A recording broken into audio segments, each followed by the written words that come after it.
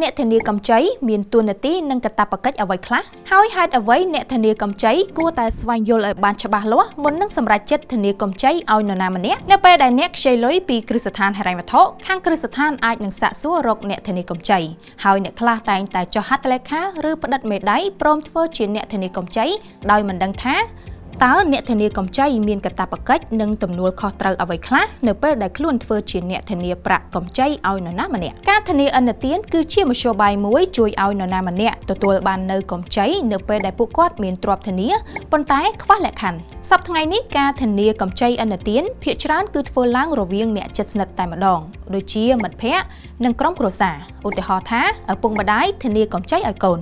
បើតាមក្រមរដ្ឋប្បវេណីមាត្រា900បានចែងថាកិច្ចសន្យាធានាត្រូវបានបង្កើតឡើងដោយសារតែបុគ្គលមានបំណងធ្វើជាអ្នកធានាបានសន្យាថាខ្លួននឹងអនុវត្តកាតព្វកិច្ចមួយផ្នែកឬទាំងមូលជាមួយនឹងកូនបំណុលហើយនៅក្នុងករណីដែលកូនបំណុលនោះពុំអនុវត្តកាតព្វកិច្ចរបស់ខ្លួនហើយម្ចាស់បំណុលបានយល់ព្រមអំពីការសន្យានោះមានន័យថានៅក្នុងករណីកូនបំណុលពុំមានលទ្ធភាពសងត្រឡប់ទៅគ្រឹះស្ថានហិរញ្ញវត្ថុវិញ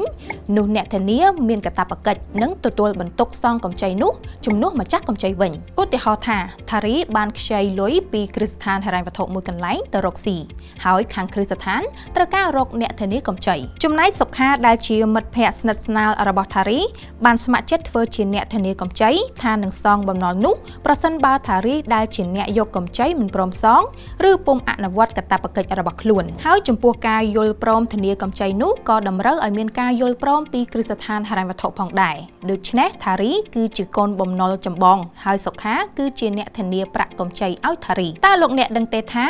បើទោះបីជាលោកអ្នកគ្រាន់តែជាអ្នកធានាកម្ចីឲ្យបងប្អូនឬសាច់ញាតិក៏ដោយប៉ុន្តែលោកអ្នកក៏មានសិទ្ធិនិងកាតព្វកិច្ចដូចអ្នកយកកម្ចីដែរដែលសិទ្ធិនិងកាតព្វកិច្ចទាំងនោះមានដូចជាអ្នកធានាកម្ចីមានសិទ្ធិទទួលបានការប្រឹក្សានិងពន្យល់លម្អិតដោយផ្ទាល់អំពីកាតព្វកិច្ចនិងការទទួលខុសត្រូវរបស់ខ្លួនពីគ្រឹះស្ថានក៏ដូចជាសិទ្ធិនៅក្នុងការស្វែងយល់និងសាកសួរព័ត៌មានផ្សេងៗអំពីកម្ចីនោះមានដូចជា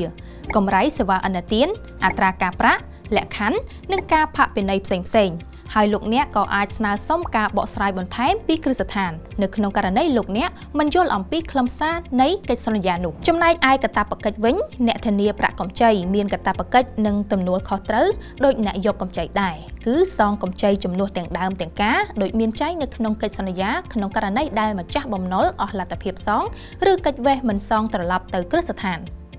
សំណួរសួរថាហេតុអ្វីបានជាអ្នកធានាកម្ចីឲ្យគេគួរស្វែងយល់និងពិចារណាឲ្យបានល្អិតល្អន់មុននឹងសម្រេចចិត្តចុះហត្ថលេខាផ្តិតមេដៃឬក៏យល់ព្រមក្លាយជាអ្នកធានាកម្ចីឲ្យគេចម្លើយខ្លីនោះគឺថាអ្នកធានាកម្ចីគឺជាអ្នកសងកម្ចីជំនួសទាំងប្រាក់ដើមនិងអត្រាការប្រាក់ប្រសិនបើអ្នកយកកម្ចីនោះអស់លទ្ធភាពសងទៅគ្រឹះស្ថានឬកិច្ចវេះមិនសង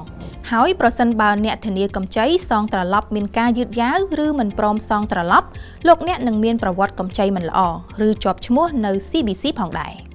ដូច្នេះមុននឹងលោកអ្នកសម្រេចចិត្តធានាកម្ចីឲ្យទៅនរណាម្នាក់អ្នកគួរតែស្វែងយល់ឲ្យបានច្បាស់លាស់ពីកាតព្វកិច្ចទំនួលខុសត្រូវនិងសិទ្ធិរបស់ខ្លួនជាពិសេសព័ត៌មានអំពីកម្ចីនិងលក្ខខណ្ឌកម្ចីដែលមានចែងនៅក្នុងកិច្ចសន្យាឥណទានដោយអ្នកអាចសូមប្រឹក្សាយោបល់បន្ថែមពីគ្រឹះស្ថានធនាគារនិងហិរញ្ញវត្ថុមុននឹងសម្រេចចិត្តធានាកម្ចីនោះឲ្យទៅនរណាម្នាក់ជៀសវាងការមានបញ្ហានៅថ្ងៃក្រោយ